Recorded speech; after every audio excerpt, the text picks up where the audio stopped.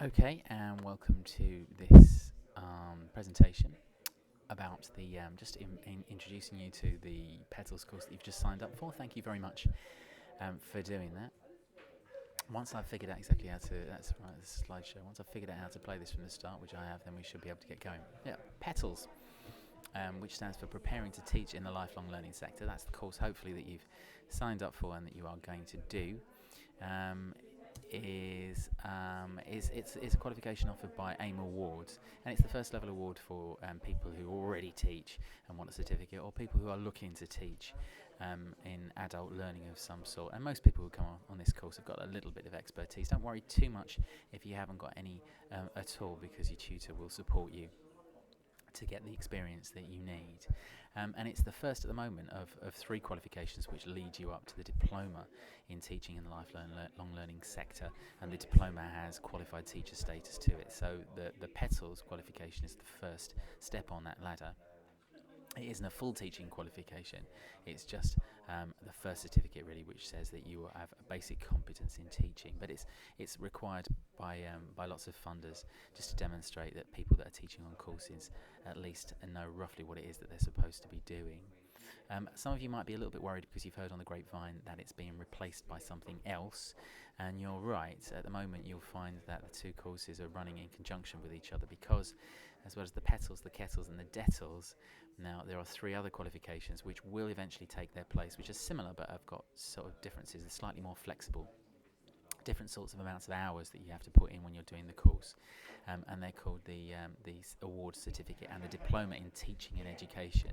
So it's a slight change in the names. It doesn't matter that you're doing the Petals at the moment, because your Petals qualification still will be valid even when you pass, and the Petals qualification has been phased out. You can still carry on with that. Now, what does the course actually comprise of?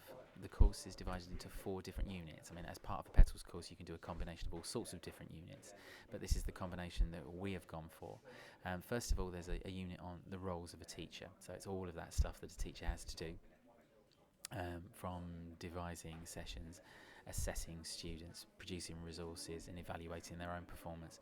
The second one is about inclusive learning. So it's about what do we do to make sure that every single person in the session gets something out of that session, and everything that we do is geared towards getting the most out of the learning for the people that come in our classroom. And the third one is about putting all that stuff into practice. So there's a practical element to this, so you'll get a chance to have a go at it. And also there's a micro-teach assessment, so you will have to deliver a 20-minute teaching session to your colleagues, and that will be assessed by you, by your colleagues, and by the tutor on the course.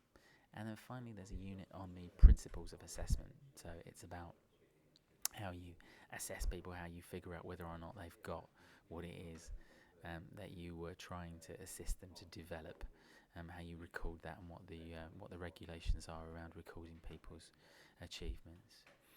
Now, the qualification, as you probably know, is offered at level 3 or level 4. Level 3 is kind of an equivalent to an A level, and level 4 is sort of equivalent in degree of difficulty to a foundation degree.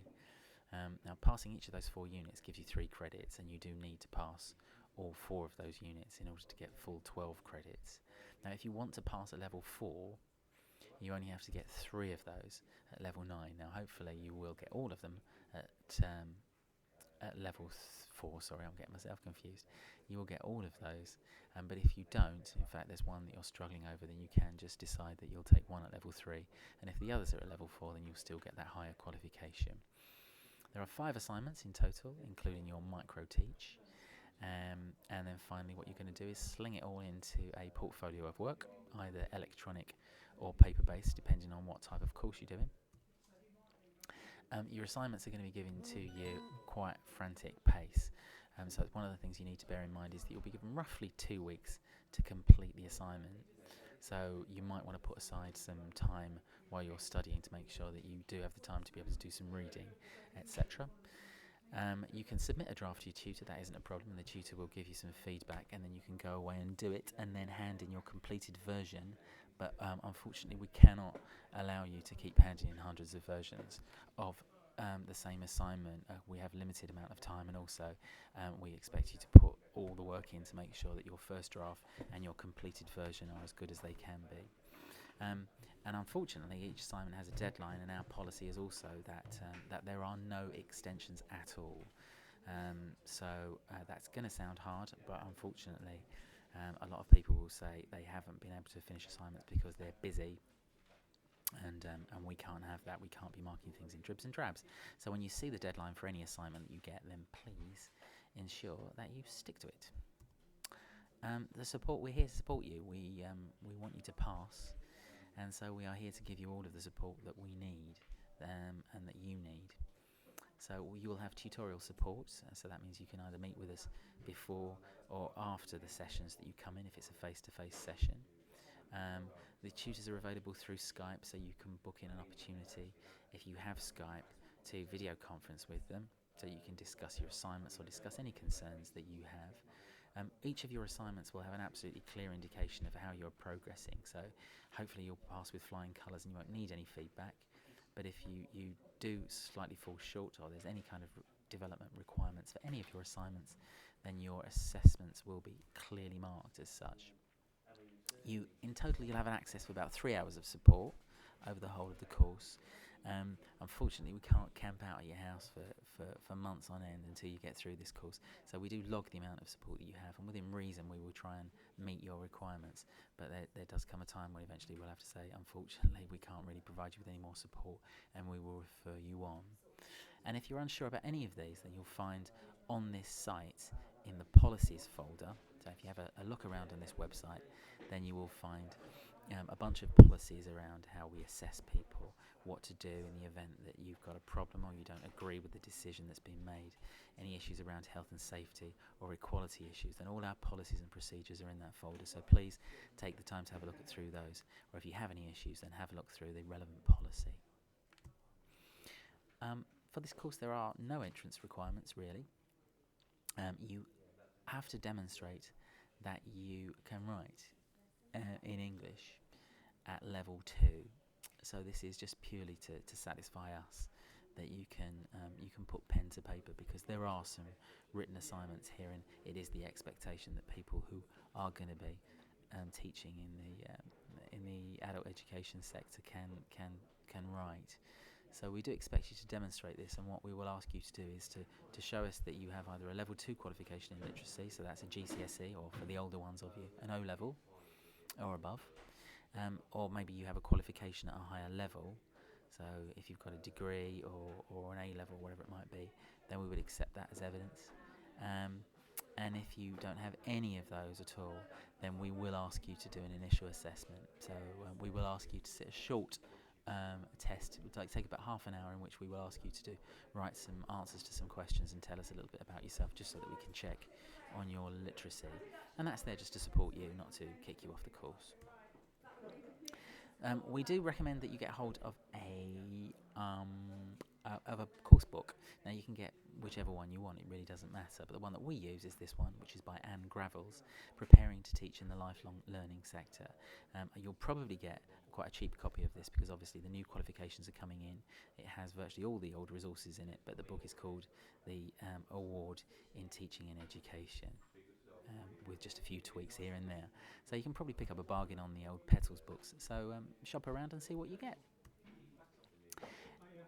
Furthermore, as part of the course, you will need to reference articles, not just books, but you will need to demonstrate that you have read some up-to-date articles in the field of education.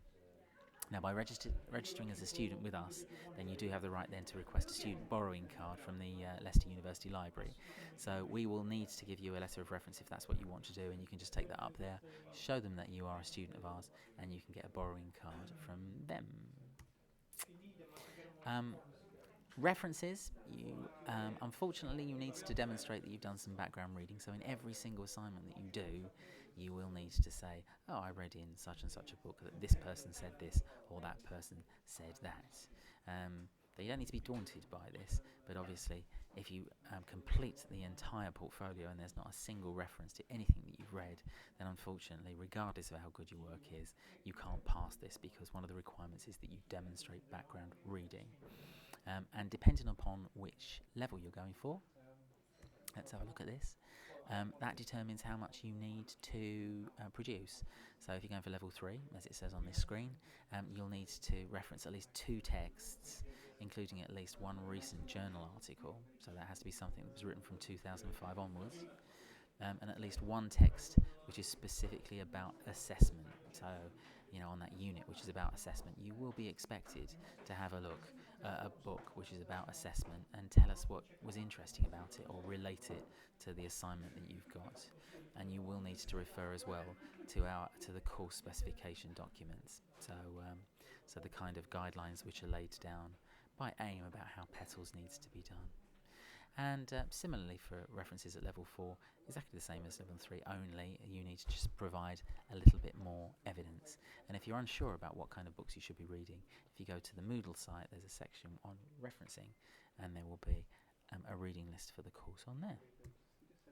And finally, at the end of the course, your work is all marked by your tutor, hopefully. And what happens is that all of your work is second marked by somebody. For those of you unfamiliar with the terminology, that's referred to as an internal verifier. So that's somebody here who works for us, who checks over, for example, my marking to make sure that I've been consistent with the quality standards that are required. And then when the two of us are agreed and we think that your portfolio passes, then we pass your portfolio on to a third marker, who's referred to as the external verifier. And the external verifier checks our work to make sure that we're not being too harsh on you, or make sure that we're not being too fair. And then finally, regardless of when you pass the course, we have 2 dates in the year when we can take our portfolios over to the accrediting body for them to mark them for us. One is in January and one is in July. So your work will be looked at either in January or in July, and then all being well, once that's okayed by them, then they will issue with a certificate within about 4 weeks of the end of that deadline. So all being well, you will go through that system, your work will be passed, you'll have some support from your tutor, you'll love the course, and then finally the people in Derby at AIM will say, yes, you've passed, and you'll get your certificate. Yep, I've been rattling on for a while, that's 12 minutes, but I hope this has been beneficial and gives you a clearer idea of what goes into the course. I hope you enjoy it. If you have any concerns at all, then make sure you get in touch with me, and my contact details are on the site.